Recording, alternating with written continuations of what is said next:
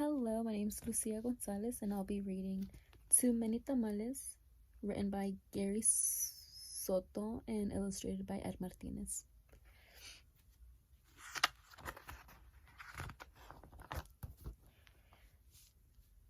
Snow drifted through the streets, and now that it was dark, Christmas trees glittered in the windows.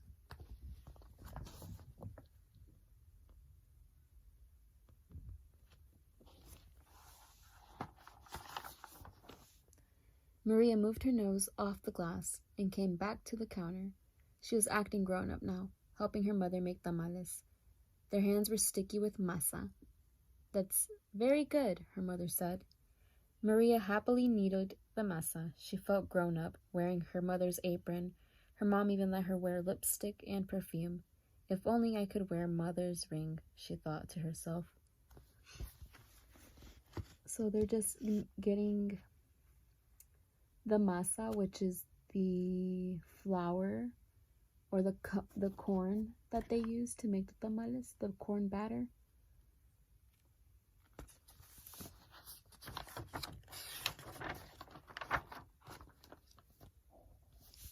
Maria's mother had placed her diamond ring on the kitchen counter. Maria loved that ring. She loved how it sparkled like their Christmas tree lights. When her mother left the kitchen to answer the telephone, Maria couldn't help herself. She wiped her hands on the apron and looked back at the door, ready to grab her mother's ring. There it is on the kitchen table.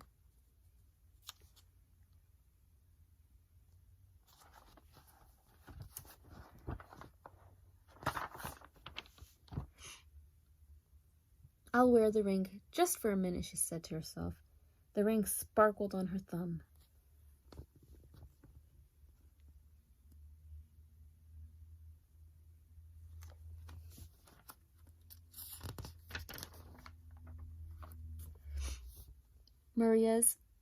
Maria returned to needling the masa, her hands pumping up and down.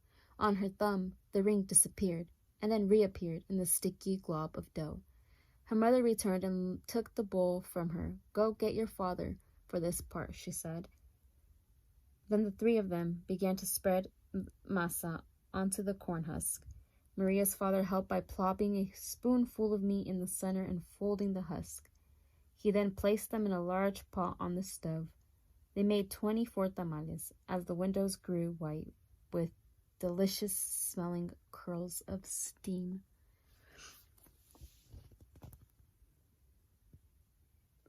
Here's her dad in front of the pot, getting that water steamed up to put the tamales in.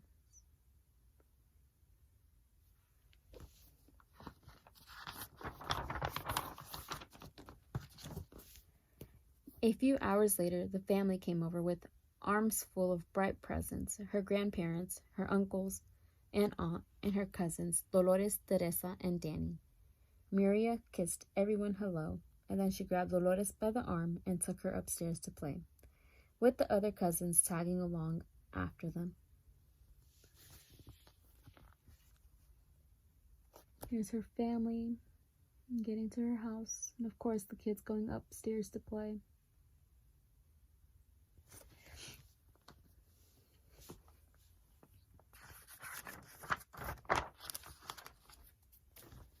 They cut out pictures from the newspaper, pictures of toys they were hoping were wrapped and sitting under the Christmas tree.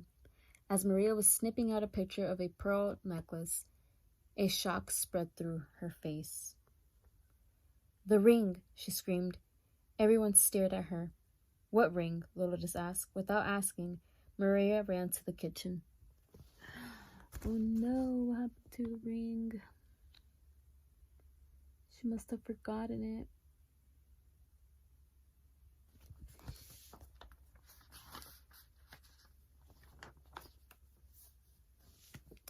The steaming tamales lay piled on a platter. "The ring is inside one of the tamales," she thought to herself. "It must have come off when I was needling the masa." Dolores, Teresa, and Danny skidded into the kitchen behind her. "Help me," Maria cried. They looked at each other. Danny piped up first. "What do you want us to do? Eat them?" she said. If you bite something hard, tell me. It's the pile of the 24 tamales.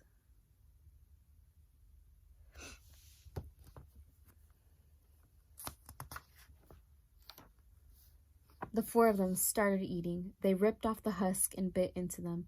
The first one was good, the second one pretty good, but by the third tamal they were tired of the taste. Keep eating, Maria scolded. Corn husk littered the floor.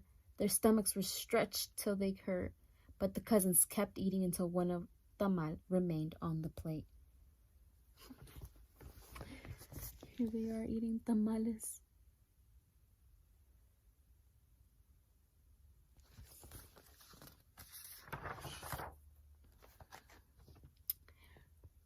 This must be it, she said. The ring must be in that one. We'll each take a bite. You first, Danny. Danny was the youngest, so he didn't argue. He took a bite. Nothing. Dolores took a bite. Nothing. Teresa took a big bite. Still nothing. It was Maria's turn. She took a deep breath and slowly, gently bit into the last mouthful of tamal.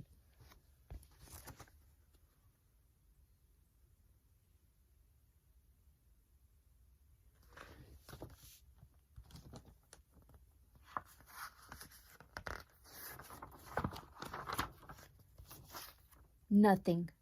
Didn't any of you bite something hard? Maria asked. Danny frowned. I think I swallowed something hard, he said.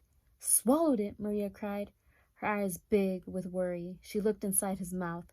Teresa said, I didn't bite into anything hard, but I think I'm sick. She held her stomach with both hands. Maria didn't dare look into Teresa's mouth. She wanted to throw herself onto the floor and cry. The ring was now in her cousin's throat, or worse, his belly. How in the world could she tell her mother? But I have to, she thought.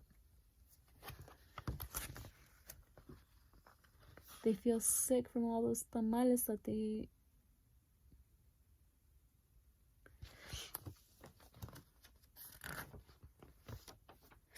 She could feel tears pressing to get out as she walked into the living room, where the grown-ups sat talking.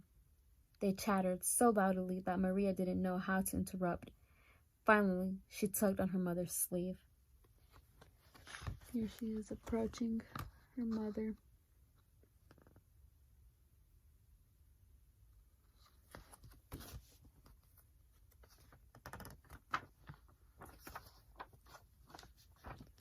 What's the matter? Her mother asked. She took Maria's hand. I did something wrong, Maria sobbed. What? Her mother asked. Maria thought about the beautiful ring that was now sitting inside Danny's belly and got ready to confess. And then she gasped. The ring was on her mother's finger, bright as ever. The ring!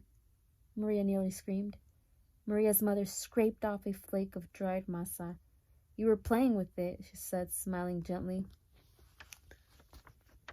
There's the ring on her mother's finger.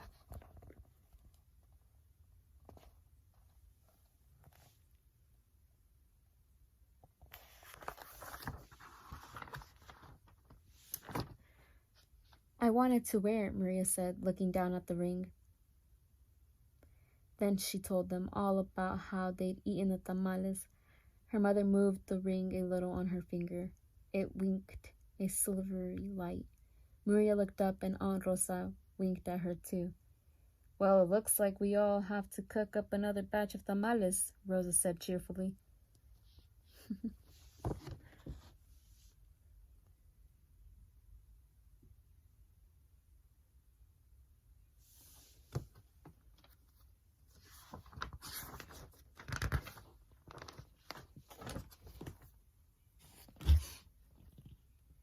Maria held her full stomach as everyone filed into the kitchen, joking and laughing.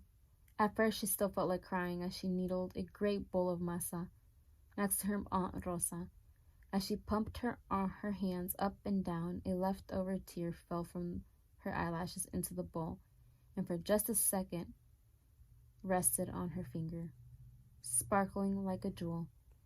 Then Rosa nudged her with her elbow and said, Hey, Niña, it's not so bad. Everyone knows that the second batch of tamales always tastes better than the first, right? When Dolores, Teresa, and Danny heard that from the other side of the room, they let out a groan the size of 24 tamales. Here they are getting ready to make the second batch of tamales.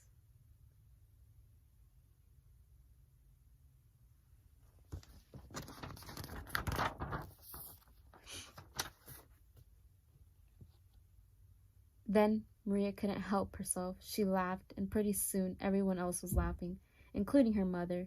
And when Maria put her hands back into the bowl of masa, the leftover tear was gone.